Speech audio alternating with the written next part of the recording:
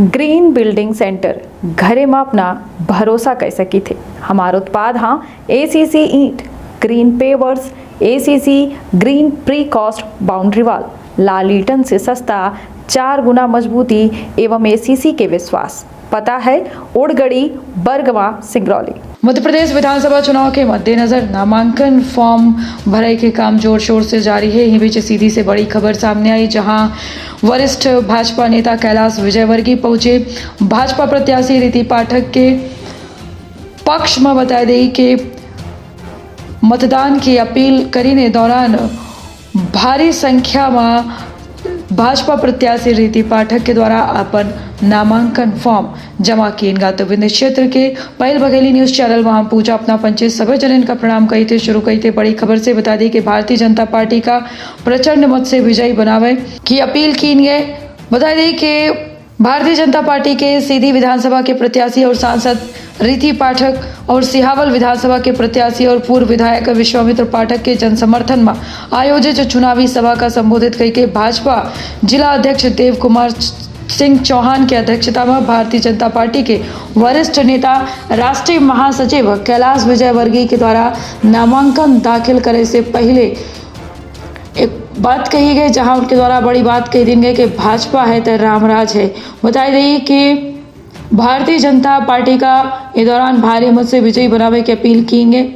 कैलाश विजयवर्गीय के द्वारा कहा गया कि भारतीय जनता पार्टी का विजयी बनाई कहे से कि मध्य प्रदेश का स्वर्णिम मध्य प्रदेश और भारत का विश्व गुरु बनावे कहे। गरीबन के जन कल्याणकारी योजना सुचारू ढंग से चलत रहा, प्रदेश में विकास के अलख जागत रहे और सनातन के नष्ट करे के ख्वाब देखे वाली कांग्रेस सहित समूचा विपक्ष के तमाम प्रत्याशी के जमानत जब्त हो जाए। भारतीय जनता पार्टी के वरिष्ठ नेता पश्चिम बंगाल के प्रभारी राष्ट्रीय महासचिव कैलाश विजयवर्गीय के द्वारा विपक्षी के गठबंधन पर कड़ा प्रहार करके कहा गया कि भारत की पहचान सांस्कृतिक राष्ट्रवाद से है, लेकिन कांग्रेस और उनका सहयोगी गठबंधन के द्वारा राम के अस्तित्व का नकार दिन रहा। लेकिन भारतीय जनता पार्टी के प्रधानमंत्री नरेंद्र मोदी के सरकार में भव्य राम मंदिर 22 जनवरी का जनता जनार्दन के खातिर लोकार्पित हुई। कांग्रेस पहले यह कहत रही कि राम मंदिर बनवाएंगे लेकिन तारीख नहीं बताएंगे, लेकिन आज कांग्रेसी और संपूर्ण विपक्षी का तारीख बतावे के साथ साथ निमंत्रित घलाय कह रहे हैं कि 22 जनवरी का अयोध्या में भव्य राम मंदिर के दर्शन करा और अपने पाप का धोमा। महासचिव कैलाश विजयवर्गीय के द्वारा कहा गया कि जे राम के नहीं भे वो अपना के का हुई। जनता के एक वोट से कांग्रेसी और संपूर्ण विपक्ष का जवाब दी जाए। भाजपा सरकार जन कल्याण का समर्पित भाजपा के वरिष्ठ नेता राष्ट्रीय महासचिव कैलाश विजयवर्गीय के द्वारा कहा गया कि भारतीय जनता पार्टी के सरकार गरीबन का समर्पित होने वाली सरकार है। एक चाय बेचे वाला बेटा आज देश के प्रधानमंत्री बना है, गरीबी में जिया है और गरीबन के दुख दर्द का अच्छे से जानत है और यही वजह से हर माह का उज्ज्वला गैस के तहत गैस चूल्हा, 5 लाख रुपया की बीमारी के इलाज खातिर आयुष्मान कार्ड, गरीब कन्या के विवाह के खातिर कन्यादान योजना, गरीब छात्र छात्रा के खातिर निःशुल्क शिक्षण प्रशिक्षण की व्यवस्था प्रदान की गई है। अपने भाषण के दौरान कैलाश विजयवर्गीय के द्वारा कहा गया कि 80 करोड़ से अधिक लोगों के खातिर 2 जून के रोटी की व्यवस्था की गई है, जबकि 44 लाख लोगों का प्रधानमंत्री आवास दीन गया है। वह 4 करोड़ से अधिक लोगों का आयुष्मान योजना दीन गई है। मध्य प्रदेश में 7 लाख से अधिक बहनिन का 55,000 रुपया प्रति व्यक्ति कन्या विवाह योजना खातिर जीन गया है। एक साथ 82 लाख से अधिक बहनी का प्रधानमंत्री उज्ज्वला योजना के कनेक्शन दीन गया है। जन धन योजना के अंतर्गत 4 करोड़ से अधिक महिला के खाता खोलेंगे। कोरोना काल में जब बड़े बड़े वैश्विक देश घुटने के बल खड़े रहे, तब प्रधानमंत्री नरेंद्र मोदी के द्वारा जन धन योजना के माध्यम से बहन के सीधे खाता में पैसा भेजेगा। निःशुल्क कोविड टीकाकरण से 140 करोड़ लोगों के टीकाकरण करवाएंगे। भारतीय जनता पार्टी के वरिष्ठ नेता राष्ट्रीय महासचिव कैलाश विजयवर्गीय के द्वारा कहा गया कि भाजपा है तो विकास सब है। दिग्विजय सिंह के जमाने में 60,000 किलोमीटर की सड़क होत रही, लेकिन अब 5 लाख किलोमीटर की सड़क है। बिजली दिग्विजय सिंह के कार्यकाल में 5,100 मेगावाट रही और अब 29,000 मेगावाट हो चुकी है। रीवा के सोलर प्लांट से दिल्ली के मेट्रो चल रही है। सिंचाई के क्षेत्र में 2003 में 7,68,000 हेक्टेयर क्षेत्र है, जब उनके रकबा बढ़ के 47 लाख हेक्टेयर हो चुका है। एक साथ ही साथ भाजपा प्रदेश महामंत्री कैलाश विजयवर्गीय के द्वारा कांग्रेस पर कड़ा प्रहार करके कहा गया कि कांग्रेस भ्रष्टाचार, घोटाला और तबादले की सरकार है। भारतीय जनता पार्टी के सरकार देश की आधी आबादी अर्थात महिला के सशक्तिकरण के खातिर कृत संकल्पित है। आजादी के 75 वर्षों में महिलन का 33% के आरक्षण विधानसभा और लोकसभा में दिन हवे। एक साथ कांग्रेस के ऊपर तंज कस के कहा गया कि कांग्रेस ही गरीब के दर्द का जाना। कैलाश विजयवर्गीय के द्वारा कहा गया कि राहुल गांधी दिग्गी राजा उद्योगपति कमलनाथ ये गरीबन के दर्द का जाना। ये तो सोने और चांदी के बर्तन में खाना खाए हैं, गरीबन के शोषण करे नहीं। भाजपा सबके साथ, सबके विकास और सबके विश्वास और सबके प्रयास पर निरंतर आगे बढ़ रही है। भारत आज विश्व के महाशक्ति बने के तरफ है। भाजपा के राष्ट्रीय महासचिव कैलाश विजयवर्गीय के द्वारा कहा गया कि प्रधानमंत्री नरेंद्र मोदी के नेतृत्व में भारत विश्व के महाशक्ति बने के तरफ अग्रसर है। विश्व पटल में भारत के द्वारा अपन शानदार उपस्थिति दर्ज की गई है। अपने भाषण में रूस और यूक्रेन युद्ध के जिक्र करके श्री विजयवर्गीय के द्वारा कहा गया कि जब भारत के लोग तिरंगा हाथ में लेके निकलत रहे तो युद्ध विराम होता रहा। यह भारत के गौरव के विश्व मानचित्र में प्रकटीकरण है। आज दुनिया भारत का आशा भरी नजर से देख रही है। विपक्षी के गठजोड़ अव्यवहारिक हवे, जबकि विपक्षी कुर्सी की राजनीति करत हमा। इस दौरान भाजपा महासचिव के द्वारा हाथ जोड़ के भारतीय जनता पार्टी के सीधी विधानसभा प्रत्याशी और सांसद रीति पाठक और सिहावल विधानसभा के भाजपा प्रत्याशी एवं पूर्व विधायक विश्वामित्र पाठक के खातिर दोनों हाथ जोड़ कर सर झुकाए के प्रचंड मत से विजयी बनावे की अपील करके आशीर्वाद मांगा। उनके द्वारा कहा गया कि जनता के आशीर्वाद है उनकर पूंजी है। इस दौरान भाजपा प्रत्याशी सांसद रीति पाठक के द्वारा कहा गया कि लाखन के संख्या में उपस्थित जनता जनार्दन के विश्वास से उनकर आशीर्वाद और पूंजिया एक एक कार्यकर्ता रीति पाठक बन के चुनाव लड़े और प्रचंड मत से भारतीय जनता पार्टी के कमल वाली सरकार बनावे। जबकि सिहावल विधानसभा के भाजपा प्रत्याशी और पूर्व विधायक विश्वामित्र पाठक के द्वारा अपने उद्बोधन में कहा गया कि जन कल्याण के तमाम योजना चलत रहे के खातिर अपना के सब जने के आशीर्वाद मिलत रहे चाहिए। सिहावल विधानसभा के विकास केवल भारतीय जनता पार्टी के द्वारा किया गया है और यह विकास की अविरल धारा चलत रहे एक खातिर अपन बहुमूल्य मत प्रदान करी। भाजपा जिला मीडिया प्रभारी सुरेंद्र मणि दुबे के द्वारा बतावा गया कि इससे पहले सीधी विधानसभा के एकत्रीकरण और कार्यकर्ता सम्मेलन स्थानीय पूजा परिस्थिति में सिहावल विधानसभा के कार्यकर्ता सम्मेलन और एकत्रीकरण स्थानीय सम्राट चौक सीधी में पार्किंग स्थल में हजारों की संख्या में जनता जनार्दन की उपस्थिति में ऐतिहासिक रूप से संपन्न हुआ। इस दौरान वरिष्ठ भाजपा नेता के द्वारा विपक्षी पर जम के प्रहार किया और भारतीय जनता पार्टी की उपलब्धि के बखान करके भारतीय जनता पार्टी के विजय श्री खातिर जनता से आशीर्वाद मांगा गया। इस दौरान कार्यकर्ताओं का उत्साह देखत बनत रहा। शोभा यात्रा के बाद विशाल जुलूस के साथ स्थानीय कलेक्ट्रेट पहुंच के भाजपा प्रत्याशी के द्वारा अपन नामांकन दाखिल किया। जुलूस में करीब 25,000 से अधिक लोग शामिल रहे। सजग रही, सतर्क रही, रखिए आपन और अपने परिवार के बहुत ख्याल। दे इजाजत, प्रणाम।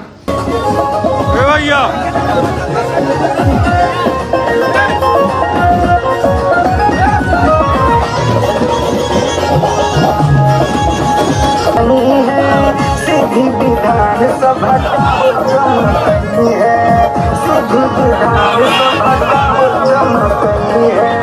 कौनो मुसीबत आई पहले ही यही है, जनता के सदर ये कमा कर रही है। विधानसभा सतह करके भैया करी है पूरा अरमान। कमल है न कई निशान, दीदी कमल है क्या निशान। ये भी कभी हो मत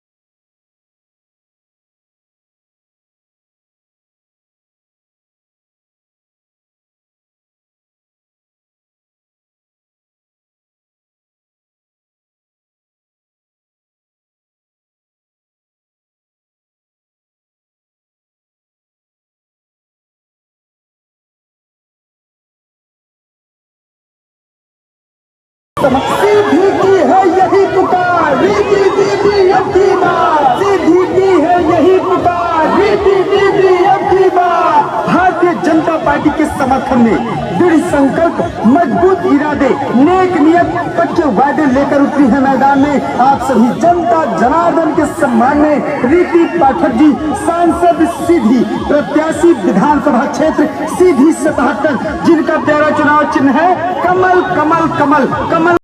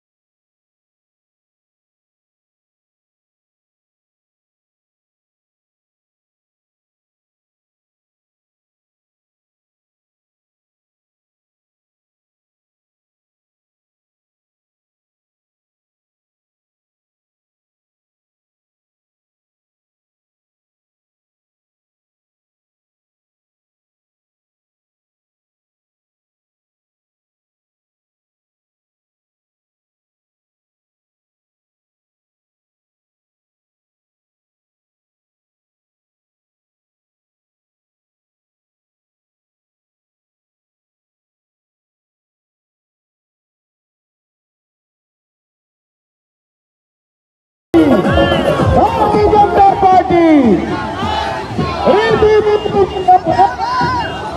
सभी कोई रथ को आगे जाने दे, आगे जाने दे रथ को आगे जाने दे। पार्टी की ओर से उनका बहुत बहुत स्वागत करता हूँ, वंदन करता हूँ, अभिनंदन करता हूँ और अपने नेतृत्व से यह आग्रह करता हूँ कि आप हरिओम सिंह सेंगर भी आज भारतीय जनता पार्टी परिवार में शामिल हो रहे हैं। आपका भी स्वागत है, आपका अभिनंदन है, आपका अभिनंदन है।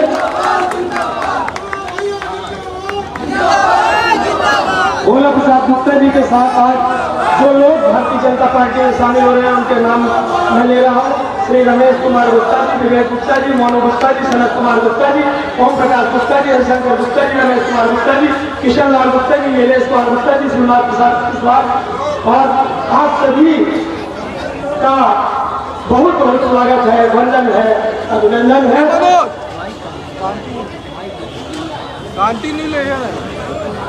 और इसी के साथ मैं आग्रह करूंगा कि अब आपकी जोरदार तालियों के साथ मैं आमंत्रित करना चाहता हूं हमारे राष्ट्रीय नेतृत्व को, राष्ट्रीय महासचिव भारतीय जनता पार्टी आदरणीय श्री कैलाश विजयवर्गीय जी को मैं बड़े आदर के साथ उनसे आग्रह करता हूं कि आप आए और यहाँ उपस्थित जनता जनार्दन को अपना मार्गदर्शन प्रदान करने की कृपा करें। हम सब भारतीय जनता पार्टी के कार्यकर्ताओं को अपना आशीर्वचन प्रदान करने की कृपा करें। आदरणीय श्री कैलाश विजयवर्गीय जी भाई साहब।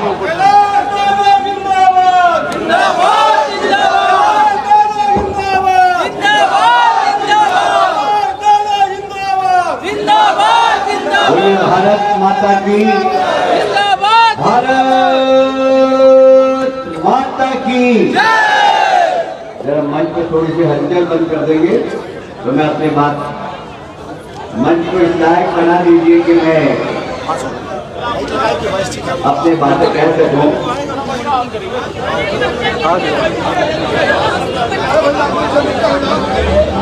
बोलिए भारत माता की, भारत माता की। यहाँ के जिलाध्यक्ष मेरे मित्र भाई देव कुमार सिंह जी, जरा तालियां बजाकर देव कुमार सिंह जी का स्वागत करें। मेरे बहुत ही अभिन्न मित्र और राज्यसभा के सांसद श्री अजय प्रताप सिंह जी, इनका भी जरा तालियां बजाकर स्वागत करें। इस जिले के संयोजक श्री के तिवारी जी, प्रदेश मंत्री राजेश पांडे जी, धर्मेंद्र परिहार जी, इंद्रशरण सिंह जी, मोतीलाल पटेल जी, जितेंद्र सिंह जी, सुरेश सिंह जी, मनोज सिंह जी, मंगेश्वर सिंह जी, यदुनाथ सिंह जी, बंधु सिंह जी, राजेश मिश्रा जी और मंच पर उपस्थित हमारे सभी नेतागण, सबके लिए जरा दोनों हाथ ऊपर उठाकर तालियां बजाकर स्वागत कर दीजिए जरा। और उपस्थित आप सभी शानदार नागरिक बंधुओं और मातृशक्ति को दोनों हाथ जोड़ के प्रणाम करता हूँ। अभी भारतीय जनता पार्टी के उम्मीदवार भोला जी आप मंच पर बैठिए, बाकी लोग नीचे आ जाइए, बाकी लोग नीचे आ जाइए। सब थोड़ा व्यवस्था कर दीजिए मंच को, आप बैठिए मंच पर बैठिए। भोला जी आप मंच पर बैठिए। तो मैं निवेदन ये कर रहा था कि अभी हम सब लोग हमारी उम्मीदवार रीति पाठक जी को सुन रहे थे। रीति पाठक जी एक बहुत बड़ी नेता भारतीय जनता पार्टी की थी, सुषमा स्वराज। सुषमा जी के बाद कोई भारतीय संस्कृति का प्रतीक लोकसभा में दिखाई देता है तो रीति पाठक जी दिखाई देती है। और हम सब के लिए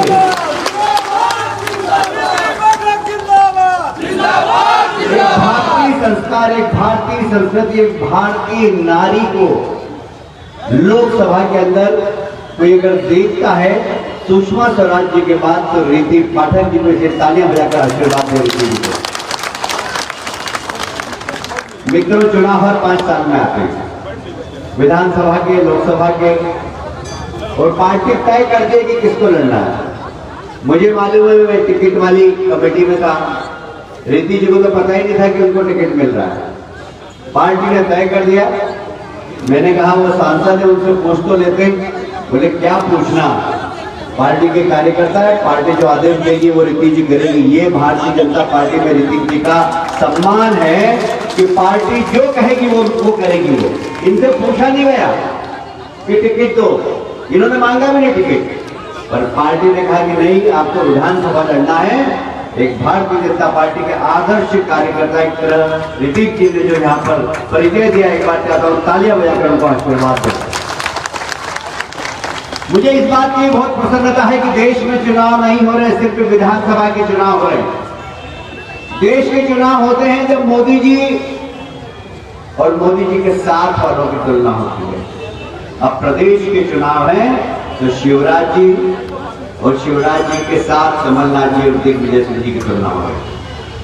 मैं आपसे पूछना चाहता हूं, यहाँ पर बहुत सारे सीनियर लोग बैठे हैं। 2003 में भारतीय जनता पार्टी ने पहली बार उमा भारती जी के नेतृत्व में सरकार बनाई थी। 2003 के पहले प्रदेश में सड़कों की हालत क्या थी और बिजली कितने घंटे आती थी, आप जरा बताइए मुझे। आती थी क्या बिजली? बिजली आती थी? सड़क के नाम पर कुछ था क्या यहाँ पर सिटी में आने के लिए? ये सड़क और बिजली की व्यवस्था करने वाली पार्टी कौन सी है? भारतीय जनता पार्टी। भारतीय जनता पार्टी ने विकास दिखाया है इस प्रदेश को। भारतीय जनता पार्टी ने मध्य प्रदेश को बीमारू राज्य से आगे बढ़ाया है। भारतीय जनता पार्टी ने, मुझे याद है मैं पहली बार उमा जी के मंत्रिमंडल में पेड़ भैया रहने दो ना, आप रहने दो, देख लेंगे सब लोग, देख लेंगे, कोई बात नहीं। आप इधर आ जाओ, थोड़ा सा पीछे हट जाइए, थोड़ा सा पीछे हट जाओ।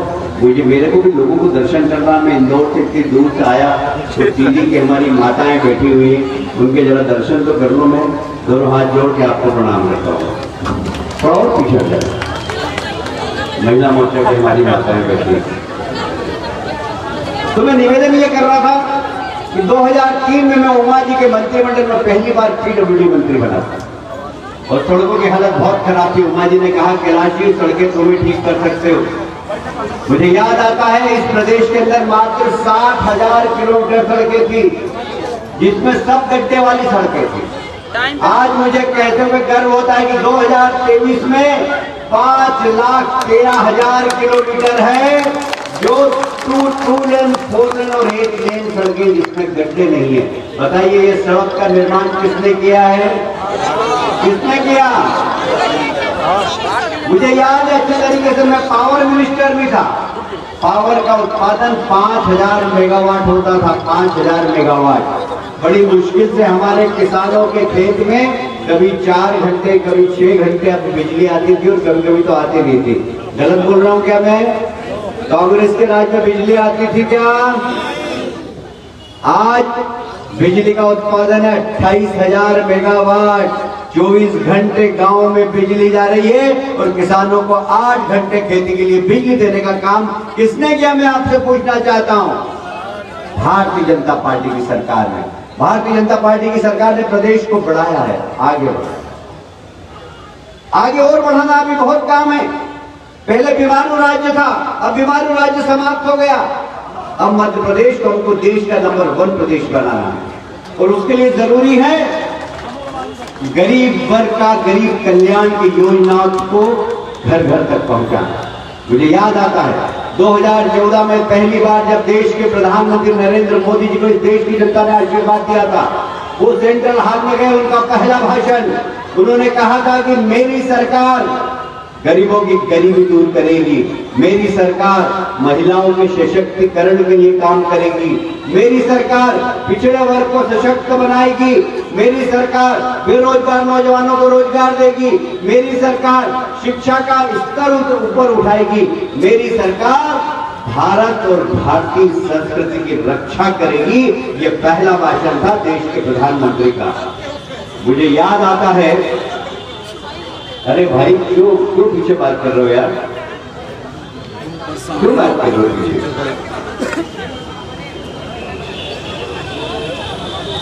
तो मुझे ये कहते हुए गर्व है, मैं 40 साल से राजनीति में हूं, मैंने आज तक ऐसे प्रधानमंत्री को नहीं देखा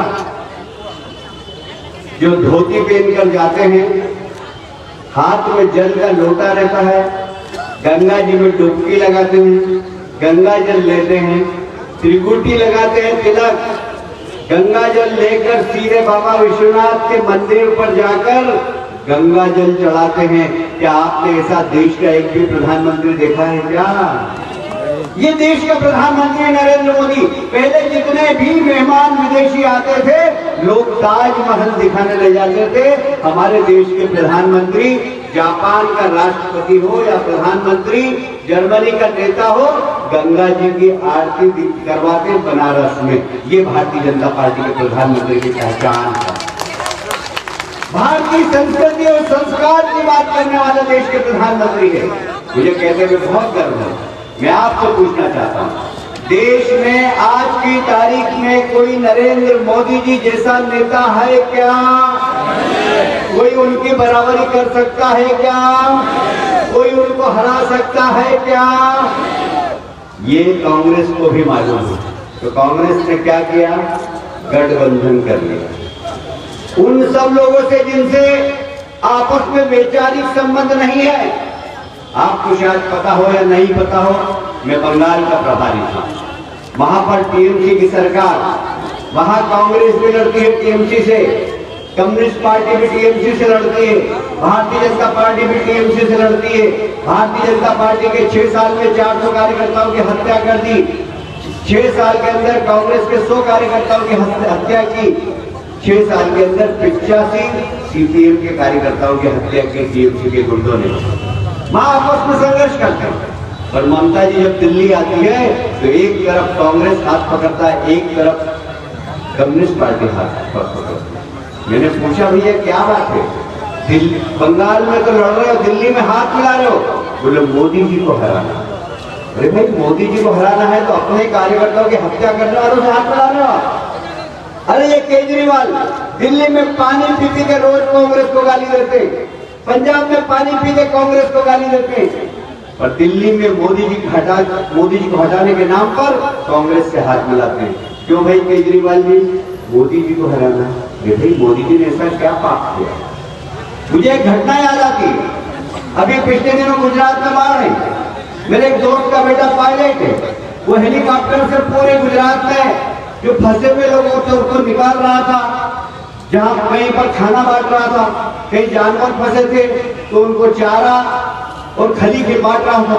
उसने देखा एक छत पर सांप बुड़ी बुड़ी करके बैठे हुए, एक तरफ नेवला बैठा हुआ, सांप नेवले की तरफ नहीं देख रहा, नेवला सांप की तरफ नहीं देख रहा। दूसरा देखा उन्होंने कुत्ता बैठा, बिल्ली बैठी हुई, कुत्ता बिल्ली की तरफ नहीं देख रहा, बिल्ली कुत्ते की तरफ नहीं देख रहा। उन्होंने इधर देखा, पीछे मुड़ के सांप और नेवले बैठे हुए चुपचाप, बिल्ली और कुत्ते बैठे हुए चुपचाप, दोनों एक दूसरे की तरफ नहीं देख रहे हैं। कारण क्या था? बाढ़ हो रही थी नीचे, बाढ़, अपनी जान का खतरा था। ये घमंडिया गठबंधन भी आज हाथ मिला के इसलिए खड़ा है कि मोदी जी की बाढ़ आ रही है, इस बाढ़ में इनका अस्तित्व खतरे में है। तो आज ये लोग गठबंधन करके मोदी जी को हराने की कोशिश कर रहे हैं। क्या मोदी जी को कोई माई का लाल हरा सकता है? मैं आपसे पूछ रहा हूं। चलिए भाई, आप गठबंधन कर लो। गठबंधन करने के बाद इनके ही गठबंधन का एक राजनीतिक दल तमिलनाडु का मुख्यमंत्री स्टालिन का लड़का कहता है सनातन धर्म को समाप्त कर देना चाहिए। हमने अभी दीप जलाया, हमारे ब्राह्मण देवता आए, उन्होंने स्वस्ति वाचन किया। ये क्या है? ये हमारी सनातन परंपरा है। अभी नवरात्रि गई, विजयादशमी कल गई, ये क्या है? ये हमारी सनातन परंपरा है। आने वाले समय में दिवाली आएगी, देवउठनी ग्यारस आएगी, ये क्या है? ये हमारी सनातन परंपरा है। मैं आपसे पूछना चाहता हूं, क्या इस देश से कोई सनातन परंपरा को खत्म कर सकता है? क्या नहीं कोई कर सकता है?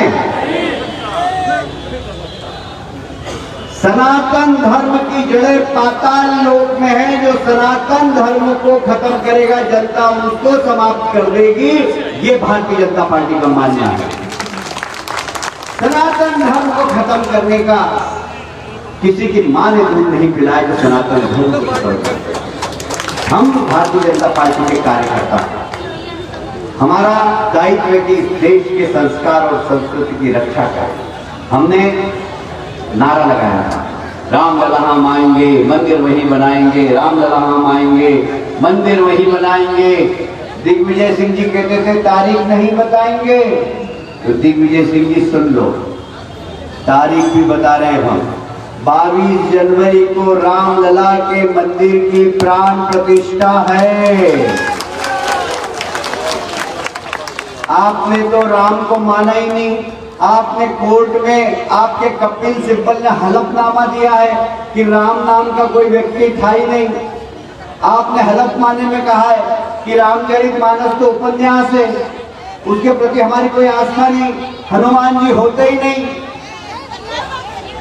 मैं बहुत साफ कहना चाहता हूं, दिग्विजय सिंह जी, आपने और आपकी पार्टी ने 70 साल तक इस देश की जनता का खून चूसा है, बहुत पाप किया है।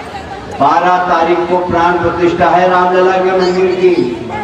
सोनिया जी अपनी सोनिया आंटी और सब लोगों को ले जाना, वहां दंडवत कर देना। राम, हमारे राम बड़े दयालु हैं, शरणागत जो करता है उसको क्षमा कर देते हैं। तुम्हारे और सोनिया जी के पाप को क्षमा कर देंगे हमारे रामदास दयालु, इतने राम दयालु हैं। और इसलिए मैं बहुत साफ निवेदन करना चाहता हूं कि ये चुनाव विकास का तो है ही, पर साथ में इस बात का भी है कि इस देश में सनातन संस्कृति और सनातन धर्म की रक्षा कौन कर सकता है। अभी इजराइल का और फिलिस्तीनियों का युद्ध हो रहा है। हमने आतंकवाद का विरोध किया। G20 के दौरान जो दिल्ली का एजेंडे में साइन हुआ, उसमें सारी दुनिया ने हस्ताक्षर किए। आतंकवाद का हम बर्दाश्त नहीं करेंगे। हमास ने आतंकवाद की गतिविधियों के माध्यम से इजराइल पर हमला किया।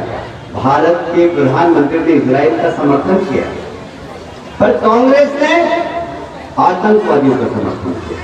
क्यों? तुष्टीकरण की राजनीति, वोट बैंक की राजनीति, कुर्सी की राजनीति। भारतीय जनता पार्टी कुर्सी की राजनीति नहीं करती। भारतीय जनता पार्टी देश की राजनीति करती है। देश को आगे बढ़ाना, देश को ताकतवर बनाना, ये हमारा संकल्प। हम तुष्टीकरण की, हम वोट की राजनीति नहीं करते, हम तुष्टीकरण की राजनीति नहीं करते, हम विकास की राजनीति करते हैं। हम और धर्म और संस्कृति के अनुसार देश आगे बढ़े, इसकी राजनीति करते हैं। हम तुष्टीकरण की राजनीति नहीं करते। और इसलिए मुझे कहते हुए बहुत दुख है इस बात कि कांग्रेस ने आतंकवादियों का समर्थन किया। उसके बाद देश के वे तमाम लोग जो कहीं ना कहीं तुष्टीकरण के समर्थक हैं, जो कहीं ना कहीं आतंकवाद के समर्थक हैं, उन लोगों ने भी समर्थन करना चालू कर दिया फिलिस्तीनियों को। ये बहुत सोचने और विचारने की बात है। सीधी के नागरिक बंधु, देश को कांग्रेस किस दिशा में ले जाना चाहती है, हमें समझने की बात है। भारतीय जनता पार्टी देश को आगे बढ़ाना चाहती है, देश को विश्व गुरु की पथ पर ले जाना चाहती है, मध्य प्रदेश को आगे बढ़ाना चाहती है। मध्य प्रदेश को हमने आज विकसित प्रदेश बनाया है। और ये चुनाव इसी बात के लिए है कि देश किस दिशा में जाना चाहिए, प्रदेश किस दिशा में जाना चाहिए। हम भारत को आगे बढ़ाना चाहते हैं, भारतीय संस्कृति को आगे बढ़ाना चाहते हैं, हम विकास करना चाहते हैं, हम बेरोजगार नौजवानों को रोजगार देना चाहते हैं, हम महिला सशक्तिकरण के लिए काम करते हैं। हमने हमेशा महिला सशक्तिकरण के लिए काम किया है, हमने हमेशा गरीबी हटाने के लिए काम किया है। मुझे याद आता है, आप सब जानते हैं, सारी दुनिया ने कोरोना की महामारी को झेला, सारे विश्व को हिला दिया था कोरोना की महामारी ने। हमारे देश के प्रधानमंत्री ने उसको संभाला, अपनी प्रशासनिक क्षमता, अपनी राजनीतिक शक्ति से देश को संभालने का काम किया। लॉकडाउन लगा, लोगों से कहा घर के अंदर रहो। आप जानते हैं ना हमारे प्रधानमंत्री क्या करते थे बचपन में। प्रधानमंत्री नरेंद्र मोदी बचपन में क्या करते थे, जोर से बोलिए जरा। चाय बेचते थे। उनको मालूम है गरीबी क्या होती है। उनके घर का चूल्हा जब जलता था, जब चाय बेचकर पैसे लेकर जाते थे अपनी मम्मी के पास, जब उनके घर का चूल्हा जलता था, हमारे प्रधानमंत्री को याद आया कि हमने लॉकडाउन तो कर दिया, जो रोज कमाता रोज खाता उसका चूल्हा कैसे जलेगा। तभी हमारे प्रधानमंत्री ने घोषणा कर दी, गरीब भाइयों चिंता मत करो, प्रधानमंत्री अन्न योजना के माध्यम से गरीब को 5 किलो प्रति व्यक्ति अनाज प्रति माह देने का काम मेरी सरकार करेगी। आज 80 करोड़ लोगों को अनाज देने का काम किसने किया है। फिर मुझे याद आया, शायद प्रधानमंत्री ने सोचा होगा अनाज तो पहुंच जाएगा, पर हमारी माताएं बहनें तेल कहां से लाएगी, सब्जी कहां से लाएगी। जितनी जनधन खाते वाली महिला थी, हमारे प्रधानमंत्री ने 500 रुपए 3 बार भेजे कि नहीं भेजे, बताइए आपके खाते में भेजे ना। ये महिलाओं की भी चिंता हमारी सरकार करती है, महिला सशक्तिकरण की चिंता करती है। हमारे प्रदेश के मुख्यमंत्री शिवराज सिंह चौहान ने पहली बार गरीब कन्याओं की शादी के लिए मुख्यमंत्री कन्यादान योजना लागू की। हमारे प्रदेश के लोकप्रिय मुख्यमंत्री शिवराज सिंह जी ने लड़कियों को पढ़ाने और बढ़ाने के लिए निःशुल्क शिक्षा देने का काम किया। यहाँ तक कि यदि वो विदेश में जाना चाहती है तो उसको भेजने का काम भी राज्य सरकार करेगी। ये शुरुआत मध्य प्रदेश ने प्रारंभ की थी। आज भी हमारे प्रदेश के मुख्यमंत्री ने महिला सशक्तिकरण के लिए लाडली बहना योजना लागू की है। बताइए, आपने लाडली बहना योजना का फॉर्म भरा कि नहीं भरा? पैसे आ रहे हैं आपके खाते में? कितने आ रहे हैं? 1250 अभी आ रहे हैं, ये 3000 तक जाएंगे धीरे धीरे। इसको बंद करवाना है कि 3000 तक ले जाना है? बंद कराना है कि 3000 तक ले जाना है? यदि 3000 तक ले जाना है तो अपने गांव से एक भी वोट कांग्रेस को नहीं जाए, नहीं तो यह लाडली बहना योजना बंद करने का काम कांग्रेस की सरकार करेगी, क्योंकि उनको गरीबों के प्रति कोई लगाव नहीं, कोई चिंता नहीं। अरे हमारे प्रदेश के मुख्यमंत्री ने और हमारे देश के प्रधानमंत्री ने गरीबी देखी है, इसलिए गरीब का दर्द समझते हैं। राहुल जी ने गरीबी देखी क्या? दिग्विजय सिंह जी राजा थे, उन्होंने गरीबी देखी क्या? कमलनाथ जी इंडस्ट्रियलिस्ट हैं, होटल लीडर, 20-25 होटल है उनके, उनको गरीबी मालूम है क्या? गरीब का दर्द क्या होता है ये उनको मालूम है क्या? और इसलिए आप सबसे निवेदन करने आया हूं, भारतीय जनता पार्टी सबका साथ, सबका विकास, सबका, जोर से जरा, सबका साथ, सबका विकास, सबका प्रयास और सबका विश्वास पर हम लोग विश्वास करते हैं। और इसलिए आप सबसे निवेदन करना आया हूं, रीति बहन को अपना आशीर्वाद दे। रीति बहन को खाली विधायक नहीं रहना है, उनको दिल्ली से यहाँ बुलाया है तो कुछ बड़ी जवाबदारी भी मिल सकती है। और इसलिए आपसे कहना चाहता हूँ, आप इन्हें आशीर्वाद दीजिए, दोनों हाथ ऊपर उठाकर तालियां बजाकर आशीर्वाद दीजिए। मैं आपको विश्वास दिलाता हूं कि रीति बहन आपके क्षेत्र के विकास के लिए सतत लगी रहेगी और मैं भी बड़ा भाई होने के नाते उनका सहयोग करूंगा। बहुत बहुत धन्यवाद। भारत माता की जय।